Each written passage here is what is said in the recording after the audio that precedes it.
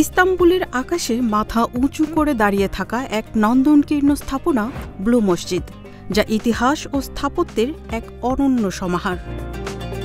শাহী গম্বুজ এবং নীল টাইলসে সজ্জিত এই মসজিদটি ইসলামিক স্থাপত্যের এক চিরন্তন শ্রেষ্ঠ উদাহরণ। একদিকে যেমন ধর্মীয় শক্তির প্রতীক, তেমনি অন্যদিকে তুরস্কের সাংস্কৃতিক গর্বের এক অমূল্য সম্পদ। আজও এটি হাজার হাজার ধর্মপ্রাণ মুসলিমের প্রার্থনার স্থান এবং বিশ্বের নানা প্রান্তের দর্শকদের জন্য এক বিস্ময়কর দর্শনীয় জায়গা।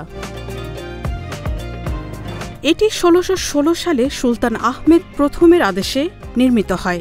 সুলতান আহমেদ প্রথম একটি চ্যালেঞ্জ গ্রহণ করেন, আয়া সোফিয়ার মতো একটি শক্তিশালী প্রতীকের সাথে প্রতিযোগিতা করতে সক্ষম এমন একটি মসজিদ নির্মাণ। ব্লু মসজিদ তার ঐতিহাসিক আদর্শ এবং শক্তির চিহ্ন হয়ে ওঠে। ব্লু মসজিদের আর্কিটেকচারও অসাধারণ। এটি বিশাল পাথরের গম্বুজ এবং একটি দৃষ্টিনন্দন নীল রঙের কারুকাজ দিয়ে সজ্জিত। মসজিদের ভেতরে সিলিং, দেয়াল এবং মেঝে বিশেষ নীল রঙের টাইলস দিয়ে আচ্ছাদিত, যা মসজিদটির নামকরণের সার্থকতা প্রকাশ করে। এই নীল টাইলসের কারণেই মসজিদটি ব্লু মসজিদ নামে পরিচিত। মসজিদের সিলিংয়ের গম্বুজগুলি প্রাকৃতিক আলোর মধ্যে প্রতিফলিত হয়ে এক অসাধারণ দৃশ্য তৈরি করে, যা দর্শকদের মুগ্ধ করে। ভেতরে ২০,০০০-এরও বেশি হাতে তৈরি নীল ও সাদা টাইলস রয়েছে, যা মসজিদটিকে এক অবিস্মরণীয় সৌন্দর্য প্রদান করেছে। ব্লু মসজিদ শুধু একটি স্থাপত্যকর্ম নয়, এটি মুসলিম বিশ্বে আধ্যাত্মিক ও সাংস্কৃতিক এক গুরুত্বপূর্ণ কেন্দ্র হিসেবে বিবেচিত হয়।